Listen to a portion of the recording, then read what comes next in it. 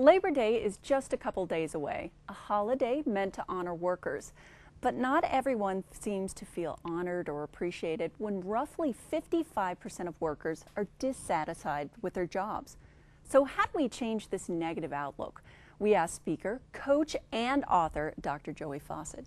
Thank you so much for joining us. I'm delighted to be here today, Emily. Thank you. Now I have to start off with first that you've made quite an impact already with this book, and I'm very excited to talk about it, but you have good news about it, don't you? Yeah, Work Positive in a Negative World launched on Tuesday, our international launch through Amazon.com, and in less than 24 hours became a #1 bestseller on Amazon. So we're very excited about the impact we're having around the world in helping people really transform from the current economy into a work positive economy. And how do we do that? I mean, it is so easy to get caught up in the humdrum, everyday kind of thing and start thinking negatively. How do we stay positive?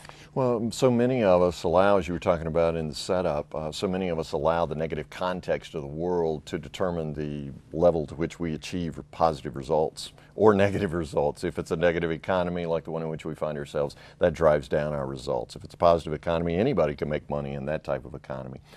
What I've discovered is 5 core practices that successful business people who succeed despite the environment around them practice each and every day. They make habits out of them in their businesses. And these are entrepreneurs, these are salespeople, middle-level managers, and corporate executives who all practice these.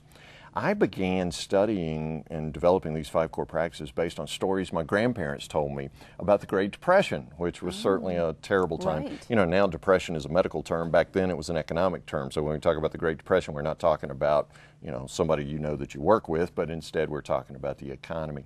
So I looked at people like Dale Carnegie, who wrote How to Win Friends and Influence People in the middle of the Great Depression. It became the #2 bestseller. And even last year, that company did somewhere between $20 and $30 million in training people in how to win friends and influence people around the world. I studied people like Colonel Harlan Sanders, who actually at 66 years of age went bankrupt in his garage and then went on the road with his station wagon and 11 secret herbs and spices and began fixing chicken for people. And of course you and I find a lot of comfort food at KFC, don't we? Also began studying people like Bill and Dave, who went to Palo Alto, California, in their little garage began developing electric motors when electricity was just making its way across the country. And I suspect you have printed something on an HP printer recently. It was Bill Hewlett and Dave Packard. So all this happened during the Great Depression. How were these people able to achieve outstanding results despite the negative environment around them in the Great Depression? So from them and from other persons, I discovered 5 core practices. The first has to do with our mental ability to focus on the positive and filter out the negative. And I refer to that as perceiving the positive at work. Secondly, we conceive it. And you were talking about negative people in the setup.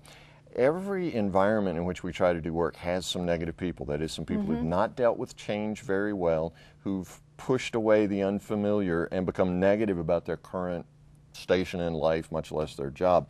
I refer to these people affectionately as Eeyore vampires.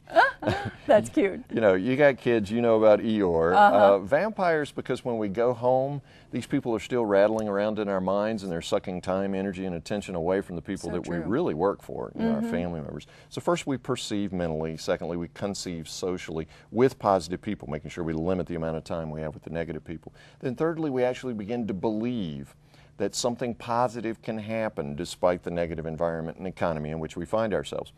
2 days ago, I was a relative unknown. Today, I'm a #1 bestseller. This book is on Amazon.com. And what's the economy like? People are talking about a double-dip recession. Fourth quarter's not going to be as good. I mean, there's nothing but bad news, right? We just had an earthquake. We just had a hurricane. We just had Congress almost put us all out of business. You know, these things have happened, but yet people are buying enough books to continue because they want to work positive in a negative world. So after I perceive, conceive, and believe, then I actually achieve. And this is the physical dynamic where you actually do something. It counts when you do something. When you pick up the phone, you develop a relationship, I send you an email, you read the press release, we're here today. Give us #1 where I have to go. #1. You give me 4 points. What was the 5th one? 5th one. Receive. Okay. This is where I serve others and I say thank you. Thank you to you for having me on this show today. Thank you to my customers and my clients and other people. Good points. Now let me get that information about your book out there. Work positive in a negative world? You can find more information at listentolife.org or download free chapters at workpositive.com. Thanks so much for joining us. Workpositivebook.com.